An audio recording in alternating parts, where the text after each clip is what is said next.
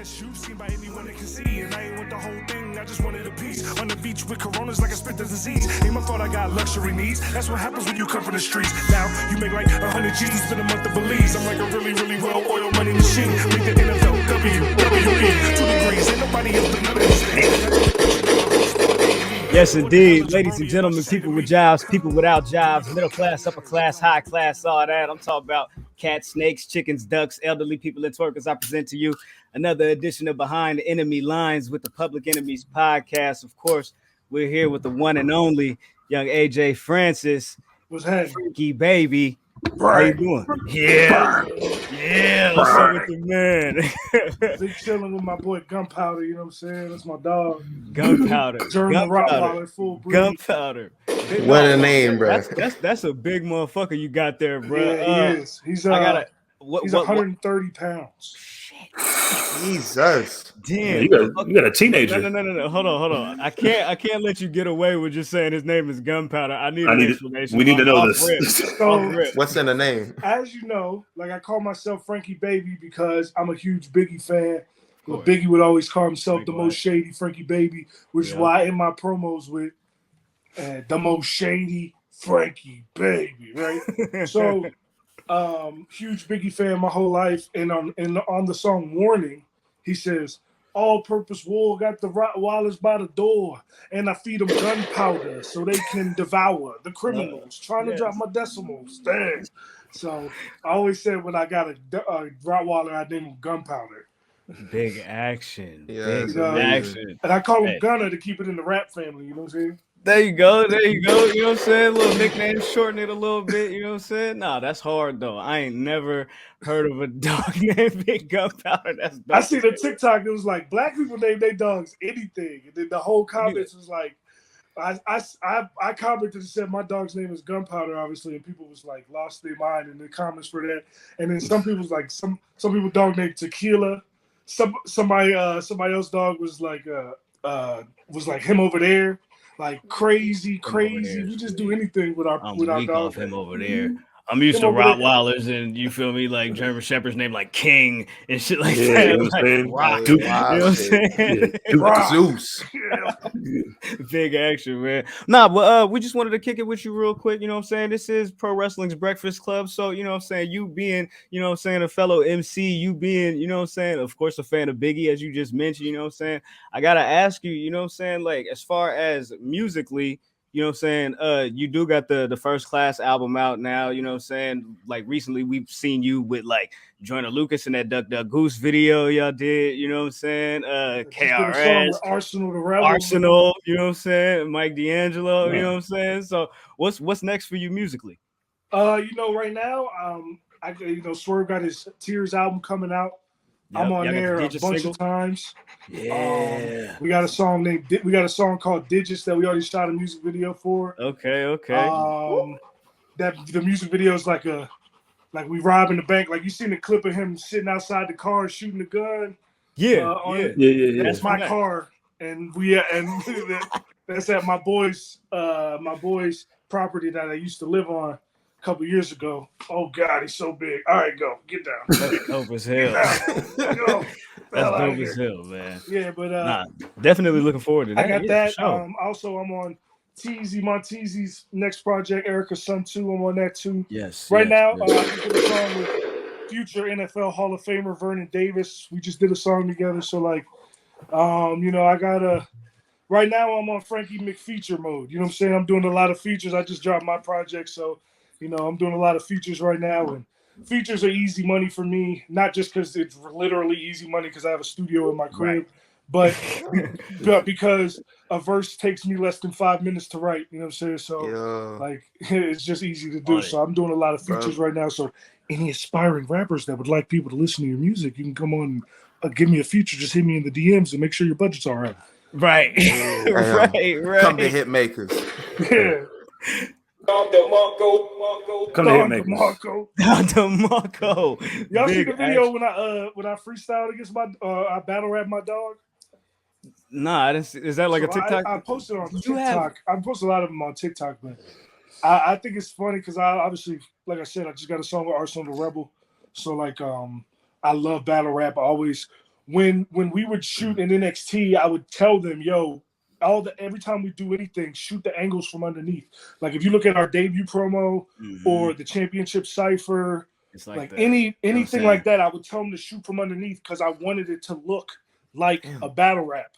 Like, you know what I'm saying? Like that was the vibe that I wanted it to look like. So That's hard. you know, I because of that, you know, I'm a big battle rap fan. So like I think it's funny. I do videos and I got one battle rap in Spider-Man. I got one battle rap in my dog. I got one battle rap in the Christmas tree. Like, and the bars be crazy. Don't get it twisted. The bars be crazy, but I might have seen that one. It'd be fun. You see battle rapping bacon, man. That's what we need. I will. He's like, I will. That bacon on breakfast? Right. Like, how you doing all that? Stick the sausage and eggs. Period. Crack your head. Like, yeah. Oh. That's hard. Hey, yo, I got a question. I want to know because I know you've been in both locker rooms, saying wrestling and in the NFL. Is there any difference, or is it kind of the same? And what was the maniest fight that you've seen? Because I know you see some training camp fights. Well, my first day on the Dolphins, I got in a fight with Mike Pouncey. Yo, true story. So it's OTAs, and we're not supposed to be doing one-on-ones anyway, right? We're not supposed to be doing that, but everybody in the NFL breaks the rules, right? So, of course. We're doing one-on-ones. And, you know, I was the second team nose guard behind Paul Soliai, but Paul Soliai was on a $13 million deal. So he was like, I don't feel like taking these reps. Go ahead and take them, Rook, right? So, right. So, but for me, it's a great opportunity. I'm going one-on-one with Mike Pouncey, who just signed a $60 million deal. So, like, I'm like, all right, let me show what I can do. You know what I'm saying? So, first rep, I try to do some cool shit. It don't work. He grabbed my jersey and then pulled me down to the ground, you know, vet move. And I was like, all right, you know, cool. I'll eat that one. You know what I'm saying? You got me. Yeah. So the second time I actually got through and I went against him again and got through and was about to bring him. And then he pulled me down again. And I stood up and I really, in my thought process, I was like, yo, like I said, like when I wear Pioneer City on my chest in the ring, like I'm really, like I rep my hood. Like I'm the only person ever rep their hood in a wrestling ring on WWE. Let's keep it a buck. Right? So when he pulled me down again, I kind of took that as like, oh, you disrespected me. You know what I'm saying? So like, I'm ready to wreck now. But in the back of my mind, I'm like, he just signed a $60 million deal. I'm an undrafted free agent. I'm not trying to lose my job on the first day, right? So I'm like, you know what? I'm going to chill. And then as I'm going back to the D-line, my D-line coach, Casey Rogers, oh, my bad. I just hit the jump. Casey Rogers, I'll never forget, he says, hey, I understand what you're doing, young man. You know, he's worth a lot of money and you don't want to lose your job. He was like, but just so you know, ain't no bitches going to make this team. and I said, bet. That's all I had to hear, right? So, I ain't no bitch. So, very next rep, I lined up right over the middle of them. We have shots. I don't know if you know what spider pads are, but they're like the foam pads that aren't really shoulder pads. No, so we're not supposed to really be doing anything physical, right? Man, I lined right up over him and bull rushed the hell out of him in them spider pads. Boom, bull rush. He rips my helmet off. We get into everybody, all the O-linemen, D-linemen converge and break everything up, pull us apart. But from that day forward, like everybody on the team knew I wasn't one to play with. And you know what I'm saying? Me and Mike became cool after that because he saw that I wasn't no punk. You know what I'm saying? And when you go into like, no offense to wrestling, like I love wrestling, I always have, but like in wrestling, you don't gotta really be a tough guy to portray one on television. In the NFL, if you're not a tough guy, especially on the line specifically, you'll get abused, right? So like there's a huge difference and a disconnect there. As far as like locker room in WWE, you know, the locker room in WWE is real different because everybody's looking out for themselves. It's not really a team. Like we say we're a team, but we really like everybody trying to get days. You know what I'm saying? Like everybody trying to get days. And you know, and me, I was trying to get mine too. So I'm not sitting here telling you that I was different from everybody else. Right? You know what I'm saying? Because it is a team sport. You want to support everybody because, you know, the tide raises all boats. But at the same time, like, if my segment was dope and you have 5 botches in your segment, like that ain't on me. You know what I'm saying? So like I would say that in the NFL, they're both locker rooms are definitely a business, but there's more camaraderie in the NFL, I would say for sure. Oh, that's dope. Facts. Yo, man, you threw around Mike Pouncey, dog. Damn, That's bro. insane. I mean, you gotta like people don't realize because wrestlers lie about how big they are all the time. You know what I'm saying? Oh yeah. Like my whole life, I thought that The Rock was 6'5" until I met him because I'm actually 6'5". Like you know what I'm saying? So like, my whole life I was like The Rock is 6'5". You know what I'm saying? Like he's huge, right? And he's not the only one. Like so many other wrestlers, they say they're one height or one weight and they're completely different, right? So like that's just part of the business, part of the lore of the business, right? But like when Mike is like 6'4", like 300, I was like, I'm 6'5", like 330. Like that 30 pounds makes a big difference. You know what I'm saying? Yeah.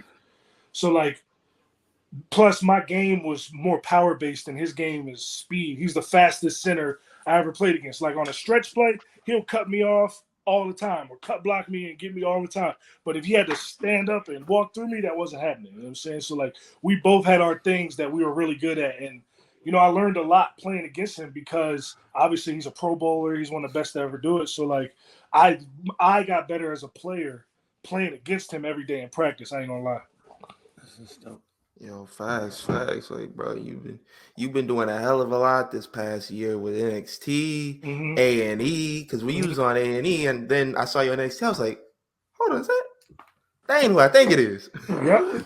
But like, yo, how did that come through with the whole A&E thing and all that? So I've been doing television since I was in college. Oh damn. I've been doing like before I got to WWE, I was on talking sports and movies and music. I was on ABC, NBC, CBS, you know, ESPN, NFL Network, all these different major networks. Like I didn't even name them all. I just named some of them, right? So like Look at when it I like got that. to WWE, Right. they were putting Humble. on I the like that. they were just putting on the show, and they were like, well, we need a host for the show. And it was peak pandemic. Remember this. It was right when the pandemic first started. So Yeah, like facts. they couldn't like call people in for auditions. So they was doing the Zooms. They was doing like looking at people's social media. And one of my homeboys from high school that I used to be in acting plays with in high school, because I've been, like I said, I've been acting and doing things like that my whole life. So I was Okay. in the church plays when I was a kid. You know what I'm saying? So like, Me too. you know what I'm saying? Real niggas know the church plays is where it's at. You know what I'm Big saying? action, right? Yeah, for real. I wanted to ask that too, Yeah, because real. like Shout out you always VeggieTales worldwide. like wondered if you. I was wondering if you had. That's Yo! hella funny. I was wondering if you had always like been this personable. You feel me? Or if you're just like hella just like adaptable to the times because you've always been like heavy into like the content with like Yeah, the top flight security shit that you and Reggie did always. with the NXT stuff. You did the half drive. Mhm. You know what I'm saying, like the interview series and all of that. Like Yeah, that's like, and even like down to like the freestyles and the TikToks and all Yeah. of that. Like that's always been kind of like your bag, like outside of course, like sports and stuff like that. Like yeah, you've because I always never kind of felt been. the need to, just because I was good at sports, just limit myself to that. You know what I'm Yeah. saying? Like, I never felt the need to do that. A lot of people are like, football's my life, and football was my life. But like, if I work on my football 8 hours a day, like that's enough, bro. Yeah. Like I don't need to. I can do other things, you know, outside of it. Right. But you know what I'm saying? Like back to what I was saying about the show, like the one of my dude who I was in the plays with in high school, he was talking to a friend of his who happened to end up being an associate producer on the show. And he told her, she was like, oh, I'm working on this, you know, new show for WWE. And he was like, yo, you should check out my boy. He just signed with WWE. And I had just signed with WWE at that point, like 2 months earlier. You know what I'm saying? So 2 months, 2 months go by and they hit me up and they say, hey, what do you think about, you know, getting on a call so we can talk about you hosting this show? And I'm like, cool. It's about wrestling. It's about finding wrestling memorabilia. I already have a wealth of knowledge about that. I know all these people. I've followed all these people my whole life. Like, this is a perfect opportunity for me. So I do the interview with them. They love it. I do a second interview with Triple H and Stephanie and the producers of the show, and they're all for it. You know, to be completely honest with you, because I hadn't been on TV yet, like Triple H and WWE, like they didn't want me to get the show. Like they didn't want me to do the gig because I hadn't been on TV yet, right? Like they wanted it to be somebody else. The network and the producers were like, "Nah, we want him. This is yeah. Let's run this one. Yeah, like yo, if y'all want to make this work, yeah, we want him." So that's hard. you know, we started filming in July. We were supposed to be done in November. We didn't finish till like March, and then the show debuted in April. And then Hit Row debuted the first week of May. So you saw how the wheels got rolling. Yeah, because like yo, I was like fast. I was like, is that on TV? Yeah. Right. That's hard. He was on the Undertaker's gloves. He was on the gloves. He was like, yo, let me get them. Speaking of Hit Row, you guys looks like are gonna be linking back up on the 19th of March at MCW, kicking off Spring Fever. You know what I'm saying? Of course, you know what I'm saying? Swerve with Brianna Brandy, you know what I'm saying? The Vibe, you know what I'm saying? Young Tahuti Miles and all that, you know what I'm saying? Of course, with Frankie Baby, AJ Francis in the building, you know what I mean? So make sure y'all get y'all tickets for that, of course. Yeah, that's going to be a good show. That's going to be the debut show of the Hitmakers. So like Hitmakers, you know what I'm saying? So that was like the name before y'all were Hit Row, like before y'all got on TV? Exactly. So a lot of people don't know the origin stories of Hit Row. A lot of people just know what they see on TV. A lot of people think that like Swerve found us in the back and was like, "Hey, I want to make a crew with you guys. Like, you guys want to be stars." Yeah, that's what people really think happened. But what actually happened was when I was in the Indies before I did the Indies for a year before I got to WWE, and my crew was called The Row. And I was Sugar Bear. This is when you kind of had the Suge Knight thing, of course. So, you know what I'm saying? So, you know, The Row, it was just. I was the only person that wrestled and rapped. Like we had 3-0 Black, who y'all probably know from the song All Talk. Yeah, of course. Right, that's my man. I love that song. That's my man. That's my man. Big friend. So he was in the Row. He would do the wrestling shows with me. Like he was there. That's what I'm saying. Like Brent Grimes, 4-time NFL Pro Bowler, was in the Row. That's like one of my best friends. You know what I'm saying? And then we had like wrestlers like Mbadu, who you might know, Nigerian King. From he's been on AEW a couple times. Like that's my boy. He was in the Row, but I was the only person that like rapped and wrestled. So you kind of had to push the gimmick forward. Exactly. So when I got to WWE, I was like, yo, I want to do the same thing. And at the time, I wanted to do it with Swerve and Leo Rush, right? But Leo got released, and then Swerve was doing his own thing. So I was like, you know what? Let me focus on myself. And I was just doing my own thing. And then Brian Katz, who worked the creative at the PC, was like, what do you think about you, Brianna, and Tahuti all getting together? And at the time, it wasn't like to do the rap thing. It was just like us being a group together and then like finding out what we're going to do. Right. And I was like, that's a cool idea because, you know, obviously Brianna's bad. So it never hurts to have a bad joint with you. Right. And Tahuti can go with anybody in the ring on planet Earth currently breathing air. Let's call that a fact. Keep it a buck. Yeah. No. Right? So I was like, yeah, that sounds great. So I talked to them and was like, look, Brianna, I already know you rap. I already did the rap faction before I got here. Let's do it again. We can pretend that Tahuti's the producer, even though I'm really the producer, right? Right. So like we can pretend Tahuti's the producer, you rap, I rap, and we're a crew. So we did that, and we were called the Hitmakers, spelled, you know, English correct way, you know what I'm saying? Before we were that for a year in the PC, and then obviously the whole A&E show happened, and then they wanted to get me on TV, and they wanted to get us on TV. So Triple H came up with the idea of putting Swerve with the crew, and then we changed the name to Hit Row, and then so obviously what we did with Hit Row was awesome. Right. That was because, of course, the death row connotation, of course, all that, of course. Yeah, I got you. Going right back to the row, like the connotation from the exactly. row. Just bring it right back, you know what I'm saying? Right back. Of course. And then, once we got released and Swerve was like, yo, like, me and Swerve had a talk. He was like, man, because he was, first of all, none of us needed Hit Row. Nah. Like all four of us I could have feel been individual stars. Yeah. You could tell that every single time we have a match. You could tell that every single time we cut a promo, right? Everybody So- held their own. Adonnisly. There was no Everyone weak said links. Adonnisly. No weak Yeah. links. You know what I'm saying? Yeah. So like Swerve was like, yo, once we get back out here, I'm trying to do my own thing. And I was like, respect. You know what I'm saying? Like, people think that we're beefing because Swerve is doing his own thing. I'm like, bro, I would never have a problem with a black man getting his money. Right. Yeah.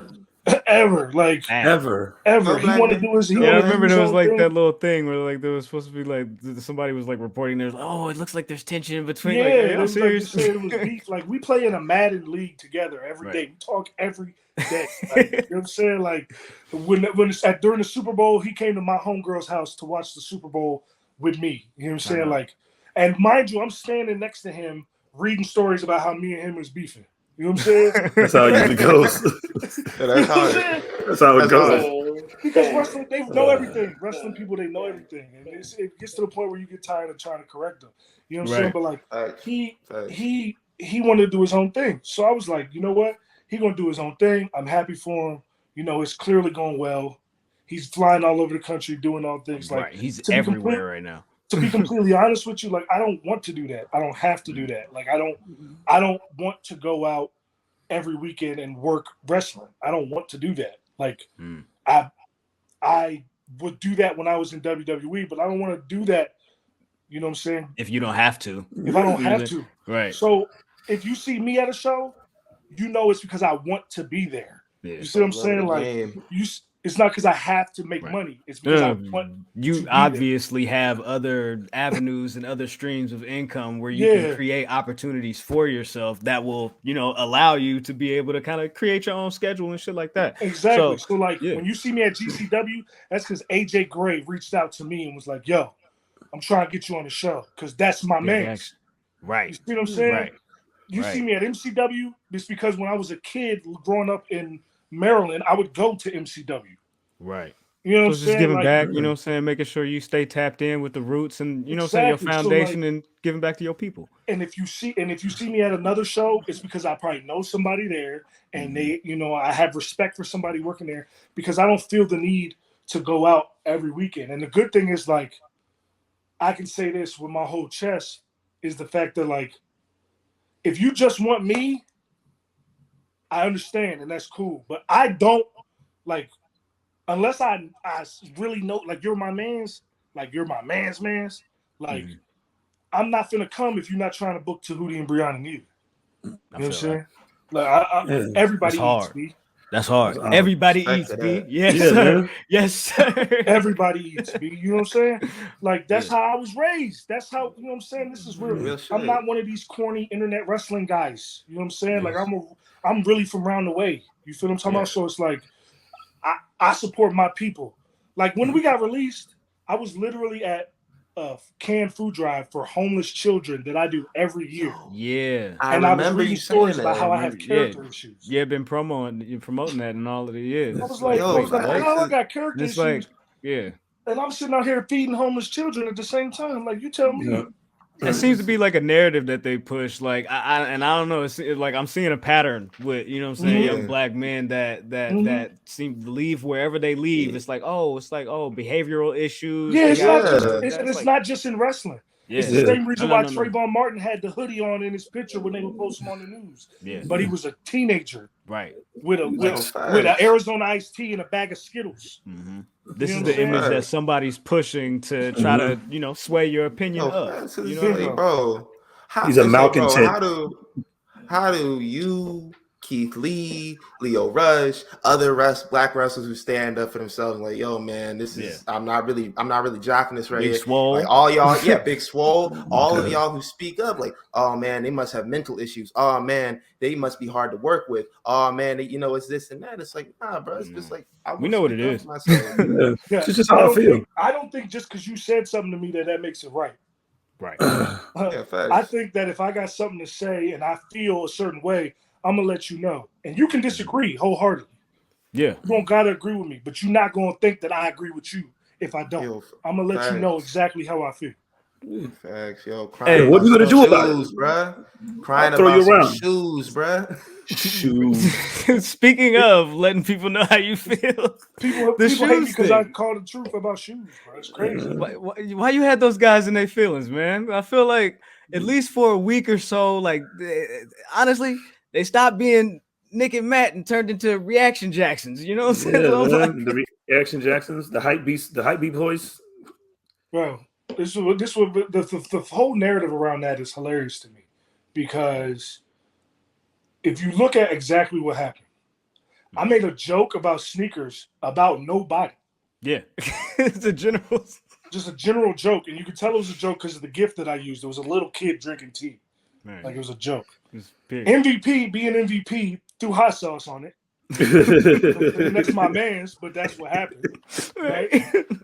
So, and then wrestling Twitter took it and ran with it, and then everybody started telling on themselves, and I was like, okay, you know what I'm saying? Got you. Whatever, you know what I'm saying? That's cool. I was like, damn, everybody really is interested about me talking about sneakers, and I started to realize, well, maybe it isn't the fact that I'm talking about sneakers, maybe it's just me, right? So, Right? because people don't talk about sneakers before that. Yes. Chris Bay was talking about sneakers today, and you see that the internet didn't try to assassinate his character, right? Right. So like Kofi been wearing sneakers forever, you know what I'm saying, killing the game since Forever. 2013, Facts, 12, you know what I'm Forever. saying, the Jeremy Right. Scotts. forever. So like when that happened, like they did the thing with their Twitter bio, and they shit on NXT, which I wasn't on NXT anymore, so Right. Like, yo, bro, I laughed. who you talking about, bro? I Okay. laughed. You know what I'm saying? I really laughed. Like I was like, all right, I'm on network TV. You know what I'm saying? That's good. That's a good joke. They got a good joke in. You know what I'm saying? Then I woke up the next morning and saw they changed it to be a joke about me. Mm-hmm. And I'm not the butt of nobody's joke. Period. So Straight like that.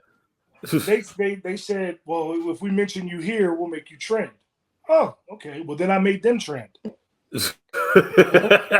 So And and because of that, AEW fans hate me. People that work there don't like me.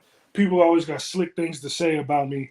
And I don't care, because I know for a fact that all these people with all these little slick remarks, internet cornballs or wrestlers alike, they saw me in person, they wouldn't act like that. That's what I'm saying, bro. They wouldn't act like that. So everybody on the internet has a gimmick. Yeah, so it's cool. Like, I don't be tripping, but just know my memory is long. Mm-hmm. And I'm going to be booked on a lot of different shows. And when I see you, if you said some wild shit, you got to stand on that. Yeah. I'm just being completely honest with you. And to be completely honest with you, like, I also am all for the nonviolence. We don't gotta take it there. But what I'm going to do is ask you why you said what you said. It's a conversation to be had for sure. Yeah, I'm gonna ask you why you felt the need to disrespect me when I didn't even talk about you. You know what I'm saying? I don't disrespect nobody until they say something about me. And at that point, it's fair game. You see what I'm saying? Big action. At that point, it's fair game. Yes, sir. Yeah, all over some Dior Jordans that we said that was fit. We called them hype beats for a while, but That's the crazy thing is, I didn't even know at the time that like people were making fun of them about for the that. shoes and all that. I didn't even know that. Like, I didn't even know that at the time. He's like, I'm not tapped in like that with that. Like, bro, I got some real life. Yeah. You know what I'm saying? I touched the grass. I really didn't even know that. And they was, and people, until my mentions blew up about it, and I was like, oh, okay, that makes sense why that happened. You know what I'm saying? But like I said, and I'll say this, and I said it once before, I have multiple other songs already recorded with music videos to go. Yeah. So please be careful what you say about me. Yeah. Like with that situation, the Young Buck beat was like perfect. It was just like so fitting. You know what I mean? It was like it was right there. It was right there. It was like, how do I not do this? You know what I'm saying? Come on. Because I couldn't believe it. Because like no disrespect to them, but like bro, I grew up a wrestling fan. Like when I was in college at the University of Maryland, I used to go to Ring of Honor every month when they would do their tapings, them long ass 4-hour tapings because they was filming 4 This is shows. the first they had to do. And I would see the Young Bucks there. I would see Kevin Steen there. I would see Matt Taven there. I would see the Briscoes there. Like I would see everybody that was in Ring of Honor at the time. Mm-hmm. And I was a fan of everybody in there. So like for people to like flip it and be like, oh, this NFL player doesn't even know anything or have respect about wrestling. I was like, bro, I just hosted a show about wrestling and legends, giving them their props. Like, what are you talking about? Like, bro, I was just out here with Bob Backlund. What are you talking about? Come on, yo. I did the Persian clubs with Bob Backlund. Like, what are you talking about? Like, what do you mean? There was a lot of wild stuff popping up on the timeline. It was stuff like, oh yeah, you know, he never drew a dime and this and that, and like look at like, oh, the net worth is probably low. And I was like, yo, look at the net worth if you want, my brother. You can don't play. Google it. That's Google the is thing, free, like, bro. you can everything about me is on Google, homeboy. So like, if you really feel a certain kind of way, I'm not hard to find. You can find out. I'm not hard to find, bro. I be around the way, minding my business. Yeah. Big action. Man. People don't want to know. People always see people really tough on it because I was reading them too. It was like, oh yeah, you see, you open your mouth and now you gone to. You was like, man, we ain't going nowhere. Like, you ever see that? You was like, we ain't about to go nowhere. Right. I felt about that shit. Like a lot of weird stuff, bro. People just weirdos, bro. People like, oh, I'm gonna add this to the bookmarks, and then I'm gonna bring this back up later on when you're not here, and blah blah. I was like, y'all sick, bro. Yeah, it's a mental disease that's going through the IWC. Like they really see the problem is like they are so invested, and it's a good thing for the wrestling companies themselves, but they are so invested in the products that they watch that all of their logic and reasoning of being a normal human being that has a functioning mindset goes out the window as soon as they get on their fingers right here, right? Like, let's keep it a buck. I'm 6'5", 360 pounds, and I move faster than somebody that's 225.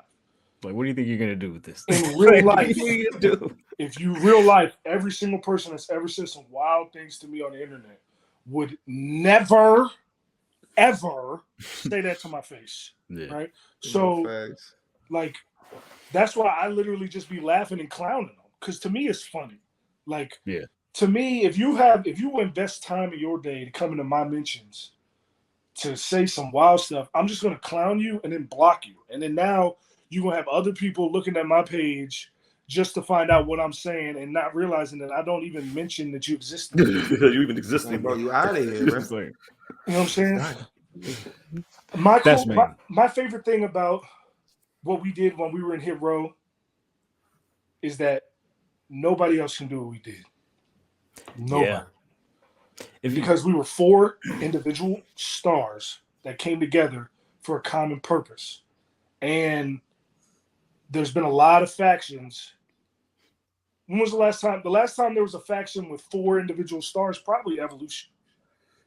Yeah. Before that, you could say NWO. The group we can't really mention. You know what I'm saying? Like, because it's got that one guy in it, you know. Also. So, but, you know, those guys. You know, Perry Saturn, Dean Malenko, Eddie Guerrero, and the other guy. The other one. The other guy. Voldemort in the group. You know.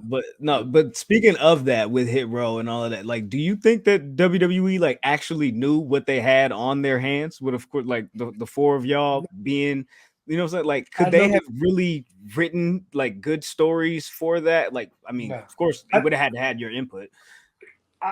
I know they didn't. And I think they did on NXT. On NXT, they put us in good positions and just let us do what we do. Yeah. But when we got to the main roster, like I would ask them what the plans were, and they had no idea. They'd be like, "Well, the plan is to get you guys over." We're like, "All right, cool. Okay, cool. So how are we gonna go about doing that? Like, who are we feuding with?" Well, you know, we're doing a segment with Sami Zayn. Awesome, cool. I'm gonna get a chance to work Sami Zayn. That's gonna be dope, right? The very next week, now we're working Jinder Mahal. It's like, all right. Like, that was it. Just kind of switched, and it was like, okay, now this is the program. The whole. Yeah, I'll never understand. Punjabi MC freestyle and all that. Did you get in trouble for that? Was there anybody that like came back? Because I know you said that you and Jinder had a conversation about that. And that was cool. People on the internet just assume they know everything. Jinder Mahal loved the song. Yeah.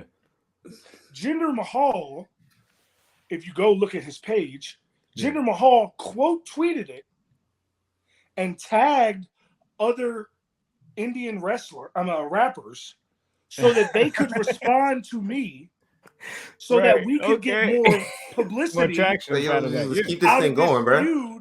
That we were just haphazardly thrown into. Yeah. Like I was sitting in the locker room with Jinder. When I picked out the beat, I said, yo, I'm going to rap over the Punjabi MC beat. And that's another thing. People would say, oh, he's so racist. He did the beat he did was racist. They don't even know that is the most iconic Indian sample in the history of hip-hop. Do you understand what that is? They don't even know that Jay-Z rapped on that beat. Right. They don't even know that. They just hear the strums and they think I'm racist because I picked a random Indian song. Not knowing that is the literal, like, gold star of Indian hip hop. Period. Bro, I think I'm new to this. True to this.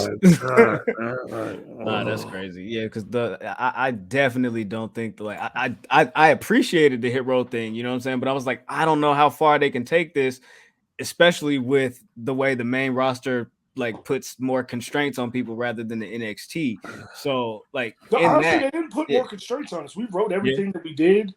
Like it was just like they didn't have a plan. Like they just they saw what we were doing in Hit Row. I mean, we're just doing it on a whim. Saw that we were taking over the show, and people even like when there was commercial breaks, like it would be commercial breaks in NXT, and we would do like a 45-second segment, and the people would be chanting Hit Row the whole commercial break, right? And we're not even on the show that week because we did like a 45-second thing. Like you know what I'm saying? Like we're not even going out in front of the fans. So like. They saw what we had, and they realized that we had lightning in a bottle, and they were just like, all right, let's get them on the main roster. And then they got us on the main roster, and they didn't have anything for us. So given that you guys had something really special with Hit Row at a time where, like, it kind of seemed like NXT was transitioning, like, to the 2.0, like, what's your opinion about the 2.0? Like, do you tap in with that at all? Like, do you? I mean, to be honest with you, I don't watch. After what happened with Hit Row, I haven't really watched wrestling. Like, I have other things that I can and will be doing. Yeah. And I have been doing. So like I'm not focused on watching wrestling. However, I do see all the clips that people put on social media because I can't get away from those. Right. And can't miss that. Also, like I love the 2.0 because the old NXT, you got to think about this. I was on TV for 10 years before I got to WWE. Yeah. And then I was in WWE for a year. And people would be like, hey, when the red light's on, that means the camera's on you. And I'd be like, bro, I know. Right. That's not news. But there's other people who've never been on TV that don't know that. So but the thing is, like, they didn't know anything about me. They didn't know anything about us. Like, people, like, I'd been there for a year, and people who were my coaches, I'm in their class. They, like, didn't know I played in the NFL. Like, they didn't know that I actually had albums before I got there. Right. Like, you know what I'm saying? Like, they didn't know. They didn't know you were as well traveled as you are in a season. No, so like, you know what I'm saying? I just sat there for a year and a half behind the scenes doing nothing. But now they're like forcing people on TV, which I think is great because I say it all the time, professional wrestling is performance art. And you're either a performer or you aren't. And one of those two is going to show up when you get on camera, right? Yeah. So, like, I'm happy that they're forcing people on TV because you don't need 2 years training to see if you're a star or not. You might need 2 years training if all you're going to do is be a good hand in wrestling. But if you're a star... You got to get out there. If you're a star, if you're someone that can actually push storylines and make people give a damn and cut good promos and have the people behind you and all those different things. Like, we had the fastest call-up ever from NXT, Hit Row. Fastest call-up ever. Why? Because when we got on camera, it was like, damn. These guys got it. Yo, Yeah. facts, It was a complete shift in energy. Yeah. You know what I'm saying? When you guys had your segments and when y'all popped in with the little, you know what I'm saying, Yeah. 45-second, a minute and a half promos just Yeah. in between commercial breaks in the studio. It was like Really it was a think about different this. energy. People don't even recognize this. Realize how much Hit Row really changed how you perceived professional wrestling, like from character standpoints. Think about this. We had the championship cipher. Yep. We had the 6-man tag. We had Swerve's last match where he lost the title in the second match to Carmelo. Second match to Melo. We had the tag match with Imperium. And we had Swerve's when he won the title from Bronson Reed. That's 5 times in 4 months that we had more than 2 minutes of airtime. Yeah. That's crazy. For real, bro. That's especially crazy. coming off the heels of like Undisputed Era and everything like that, and like stepping into that fashion's place and taking over that sort of like Swerve that wave was right the there. North American champion for 2 months and didn't have Didn't a match. defend the championship at all Not until just didn't defend the title. didn't have a match. He didn't have a match. Yeah. He didn't need to because we were that entertaining on camera. We was fighting Legato in the parking lot, and we was doing segments in a recording studio. You know what I'm saying? Like, we didn't need to go out and that's the thing, the big shift, I think, to make NXT 2.0 is that, like, NXT used to be a show where, like, you got over with your wrestling. If you could cut promo, that's cool too.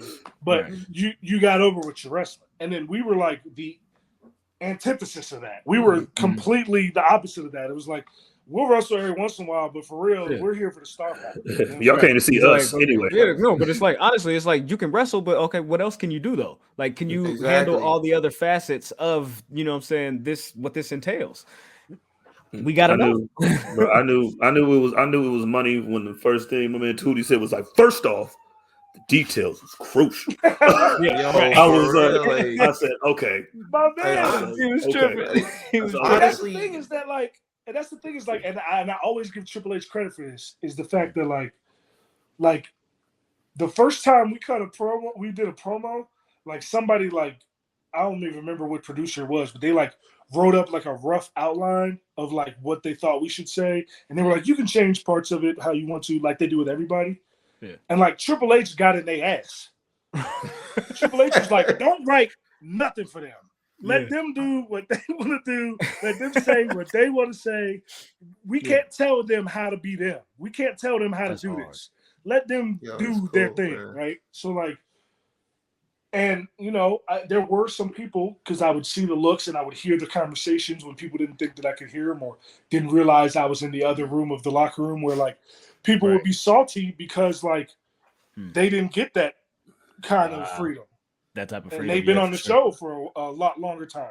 You know what I'm saying? So, like, I don't know. I gotta go bullet points and, you know, line for line, and they get, you know what I'm saying, to be a little bit more flexible and colorful with you know what I'm saying, with what they're doing.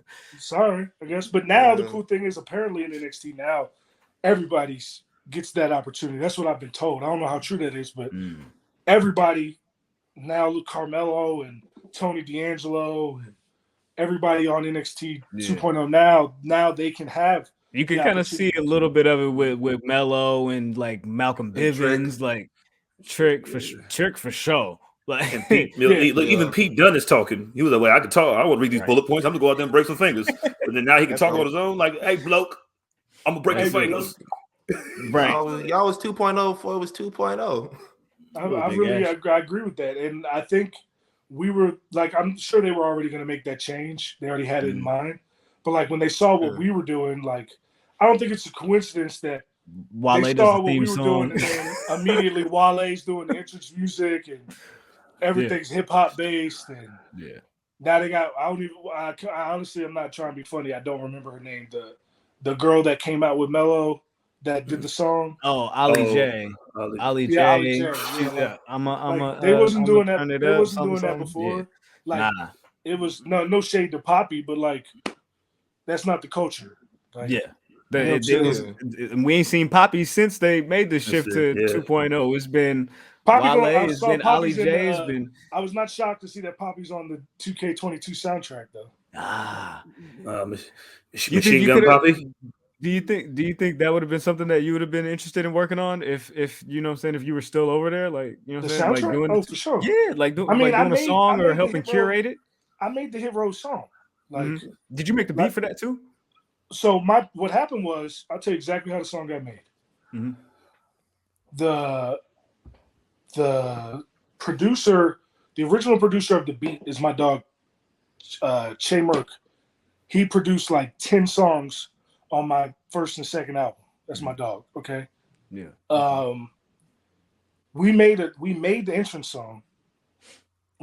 Because they were just gonna have, you know how wrestling. They were just gonna have us all come out to Swerve song, and I was like, nah, we got to do something completely different, like to let know that there's a shift, right? And we gave them the song that we had, and then all they did was put a new beat behind it. And then they gave writer credits to whoever the hell works there. I don't even know who it was, right? But obviously someone who's never wrote anything for me, but they got the writer. Right. Yeah. Right.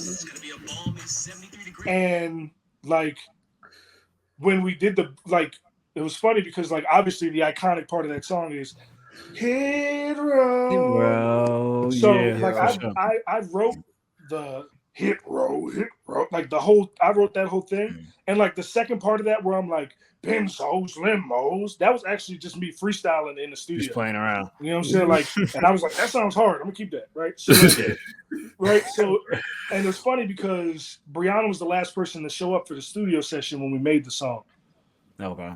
So I did the Hit Row part of it with my vocals, and Tahuti and Swerve was looking at each other like, I don't know, man. I don't know if we should be. That don't sound how I think. I was like, bruh, it's gonna be Brianna. Just trust me. It's gonna sound hard. Right now, it sounds crazy because I'm trying to mimic a woman's voice. Like, trust me. Right. He's like, I'm just laying the reference down. This is my vision. This is my vision. Right. Trust me. And then as soon as she comes in and does her part, they look at each other like, that's it. That's it. And and it's funny because when we sent them the song, like they wanted the beginning of the song to be a WWE. They wanted the music department. They wanted the beginning of the song to be Hit Row, which would have been cool. But I was like, no. No. Start that with her singing. Like that's how you start it. Made it like that's gonna set it off. Sure. Because in their mind, she's just like she's a manager. Like why is she getting the shine? She's a manager. It's like no, bro. Like she's going to wrestle too, and trust me, just trust me. Right. Like if one thing I gotta, because you drop that, and then when the beat drops, it's gonna turn everybody up. Like that's the point. Like they do all the different stings and all of that with different people's music, like how they started off with the ricochet, the little with the one and lasers only, and all of that. That's what. And like I said, it would have still been cool if the first thing you heard was my voice going Hit Row. Like it still would have been cool. Right. But it wouldn't have been the same as hearing her do that Hit Row. That changed everything. Right. It sounds like an alarm going off. Just like the alarm. The whole vibe of the arena changed when you hear her voice. Mm-hmm. Oh shit. Yeah, exactly. Like it would happen to this day. Like if that went off, if that rung off, you know what I'm saying? Like, oh, okay, something's happening. You know what I'm saying? Like, all right, bet. You know what I'm saying? Got goosebumps. It's like that. Got goosebumps just thinking about it, nigga. Like, just remember that shit. Oh, and the my thing God. is, like, we obviously going to make a new song, and we're making it, and we'll be debuting it at MCW on the 19th, on March 19th, when the Hitmakers show up to MCW, and we'll obviously have the same song when we show up at GCW on the 1st in April down in Dallas. So, thing is, like, people are like, well, what are you going to do about the song? I was like, make another one. Like, right, exactly. Like, the last easy money. Like the last one took like an hour. Like that's it. You know what I'm saying? You've done whole projects in like 69 hours and stuff like that. So it's like, I mean, what do you think? Like, I can knock this out. Like, I'm not. I think I got it. I mean? I'm happy that you did your research. Not a lot of people know about that 69 mixtape. Come on, my brother. I did my G. G. 9 songs in 3 days. Come on, my one G. Producer, you know what I'm saying? My G was like, yo, it's 3 a.m. We started at 12. I just want everybody to know I'm not playing with y'all. You know what I'm saying? I'm not playing. So like, do you still feel like that? You still feel like that in like music and everything? Let me be clear. Can't nobody on this earth spit with me. Yeah. Okay. I mean, Yeah, keeping it a buck with you. And if anybody disagrees, feel free to name drop me. No. Feel free. See if I can set up a Max Caster. Max Caster top not just him. AJ like, you gotta realize, like, he knows that too. That's why when I dropped the sneaker disc, he said he wrote it. Yeah, it was like, what do you say? You know what I'm saying? Like hold on, wait. You know what I'm saying? Like, he know that too. It's not just him. It's anybody. And I truly mean, I got more TV time than Top Dollar. Yeah, it's like, bro, why you being weird? Yeah, scared of and the thing is, like, I don't even knock him because he's just doing what he told to do. You know what I'm saying? Like, he just rapping. You know, like everybody's just doing like I their said, thing. You know? I will never knock a black man getting his money. I ain't got no problem. Get your money. You know what I'm saying? Do what you got to do.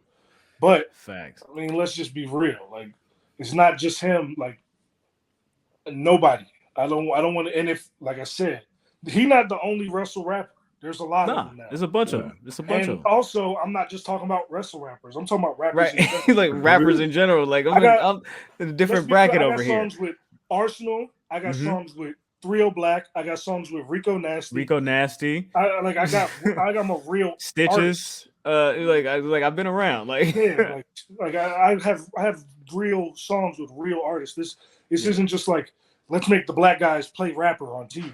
Yeah, that's what a lot of people thought. Because a lot of people, like I said earlier, they think they know everything. They don't know nothing, and it's the saddest part. Yeah. You can't put me in no box, dog. You can't put me in no box. And people are always like, all right, well, now that you've left WWE, are you going to focus on music? I was like, I never had to choose before. I never had to choose between music and wrestling, or music and football, or music and acting, doing commercials, movies, TV shows. I do what I want when I want to. You gotta think, like, this is somebody that's, you know what I'm saying, like, played football for years upon years, also like done music, show on A&E, debuting on NXT, and also having like the Super Bowl song for the Chiefs. Like, I did the Super Bowl what are you talking about last year? People don't even like, and that's the crazy. That's when I really realized that they didn't really get who I was in WWE, because you cannot tell me that if I'll just say Cesaro, because he just left today. So, because I'm not trying to make it about anybody and have people say, oh, he said this about. I'm just saying in general. If Cesaro made the Super Bowl song for the Kansas City Chiefs, they would mention it every 30 seconds on Monday Night Raw. Yeah. Every time the Miz shows up at a Cleveland Browns game for them to get smoked, you know what I'm saying? They're like, the Miz is there.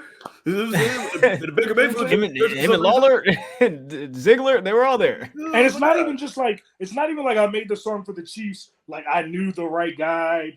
No, Tyreek Hill, his apparel company, reached to me and was like, "Yo, can you make a song for us?" Let's do this. So it's like, you know what I'm saying? Like, I'm not just Joe Blow. People just think that I'm just your average everyday guy. So I just let them think that. Like I said, like, I don't feel the need to overcompensate and prove who I am, because it's all on Google. You can find it for yourself.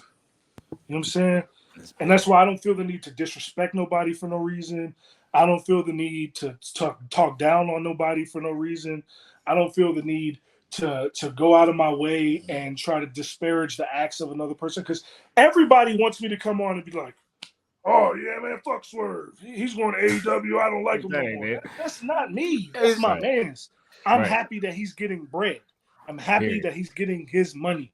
He has a family to support. Y'all don't even know his kids' names, and y'all trying to tell me, like, I don't want to see him succeed. Like, y'all sound dumb. Like, you know what I'm saying? Like, bro. I don't have no beef with nobody who shows me the utmost respect. It's when people disrespect me that I have a problem. You know what I'm saying? Because I did everything on my life myself. I got to the NFL. I got my scholarship in college by myself. I got my master's degree by myself. I got to the NFL by myself. I got to WWE by myself. I made the concept of Hit Row, the record label Faction, by myself. Like, I wrote every single promo that we did. Like, I don't need nobody else to do nothing for me. But people are so used to people being needed in this business that like when you tell them, nah, I'm cool, they're like, oh, who do you think you are? Right. They think you feel like you're somebody or that you're better Like, than. Like, nah, I'm just me. Raj, And I stand Cool, on bro. Like, I don't need like I come on y'all podcast. Like, I don't even, bro, keeping it a buck with you, like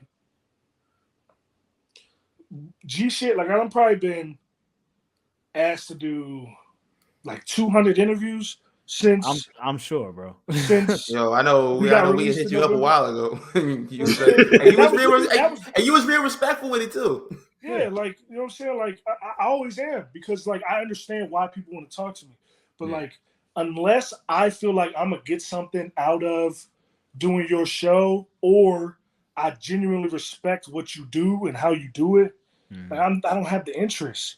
Like, I come on because y'all have funny memes all the time, and I think that's hilarious. We appreciate that. You know what I'm saying? Like, we kind of do the same thing a little bit. You know what I'm saying? You know what I'm saying? Because you and Shane Taylor was dividing the culture with the one gotta goes and all of that. Y'all had the timeline fucked up for a long time. I was like, when I seen people saying like, "Yo, man, look," and the craziest the part last is dragon, get out of here. I was like, bro, like, yo, how many people did it though? Let's talk about that.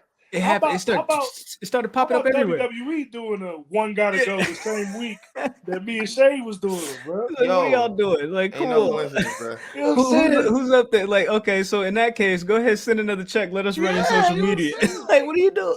Tastemaker, trendsetters. You know what I'm saying? Like, now everybody makes music and rap. Everybody can do like, okay, cool. All that. It's all right. One day y'all gonna give me my flowers. I'm gonna be dead and gone, but I'm gonna have a lot of flowers at my funeral, right? You have a lot of flowers, man. Well, you're gonna get your flowers, man, because you know what I'm saying. Yeah, of course. You know what I'm saying. We here for that. We here to show you love. You know what I'm saying. Definitely make sure that we let you know that we appreciate what you do and what you've been doing, what you've done. You know what I mean. Just not only in your WWE career, but in other facets as well. You know what I'm saying. We followed you, and you know what I'm saying. We've done our research and we've seen the things that we didn't know before. You know what I'm saying. So we come on and talk to you. We act like we know something. You know what I mean. Mm-hmm. So definitely, yes, I appreciate it. And as you can tell, because usually I only do like 15, 20 minutes at most. But I was enjoying myself, so I was just like, you know what, I'm gonna just stay on. And I appreciated that. And I noticed, for real. Like, it's all good. You know what I'm saying? So looking at the clock like. Right, exactly. But one more time, let's make sure everybody knows, you know what I'm saying? Frenemies and those alike out there that's paying attention, that's watching, that's listening to this. Make sure y'all tap in and make sure y'all get y'all tickets for MCW. They're kicking off the Spring Fever tour, you know, talking about with the hit makers, the former hit row, you know, talking about really doing it, you know what I'm saying? Make sure you get your tickets at mcwprowrestling.com or go ahead and call the number on the screen, tap in with them on Twitter, and make sure that you be there, beat them there, you know what I'm saying? First row already sold out, so make sure you hurry up. Big action. Them joints going. They going. It's going, you know what I'm talking about? Hey, what Barlow say? If it's a nickel bag in the park being sold, I want in. Big action, man. And of course, for the culture, April 1st, y'all talking about right there in Dallas, WrestleMania weekend. Make sure you get your tickets for the culture, the collective GCW. The Hitmakers will be in the building once again. You know, talking about AJ Francis, you know, talking about young Frankie Baby, Tahuti Miles, and Brianna Brandy, the Vibe. Will be in the building. Y'all talking about, yes, indeed. So, yeah, man, we want to thank you again for coming on the show Behind Enemy Lines with the Public Enemies, bro. We appreciate you, man. Anything else you want to take to the people? You know what I'm saying, before you go, let them know what you got coming up next, or anything that they should be looking out for. Yeah, you know, follow me on all social media at AJ Francis 410. That's everything. That's Twitch. That's TikTok. That's Instagram. Right. I'll be the one with the blue check mark next to it.